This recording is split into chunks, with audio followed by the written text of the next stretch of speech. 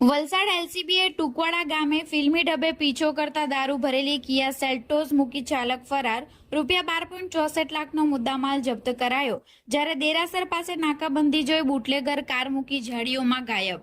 જિલ્લામાં દારૂબંધીના કડક અમલ માટે વલસાડ પોલીસ અધિક્ષકની સૂચના મુજબ એલસીબીની ટીમ પેટ્રોલિંગમાં હતી. આ દરમિયાન ટુકવાડા જૈન દેરાસર પાસે બાતમીના આધારે વોચમાં ઉભેલી એલસીબી પોલીસે દમણ તરફથી આવતી શંકાસ્પદ સફેદ કિયા સેલ્ટોસ કાર નંબર GJ15CR 3761 ને અટકાવવાનો પ્રયાસ કર્યો હતો.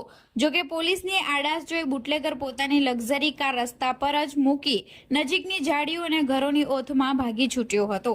પોલીસે કારની તલાશી લેતા તેમાંથી કાળા કલરની કોથળીઓમાં છુપાવેલ વિદેશી દારૂની વિસ્કી, વોડકા અને બિયરની કુલ 1128 બોટલ, જેની કિંમત ₹2,64,048 મળી આવ્યો હતો. આથી કિયા સેલ્ટોસ કારની કિંમત 10 લાખ મળી કુલ ₹12,64,048નો મુદ્દામાલ જપ્ત કર્યો છે. એલસીબીના પોલીસ કોન્સ્ટેબલ તેજપાલસિંહ સિસોદિયાએ આ અંગે પારડી પોલીસ મથકે ફરિયાદ નોંધાવી છે. પોલીસે કાર નંબર અને ચેસિસ નંબરના આધારે ફરાર ચાલકની શોધખોળ હાથ ધરી છે અને પ્રોહિબિશન એક્ટ હેઠળ ગુનો નોંધી આગળની તપાસ તેજ કરી છે.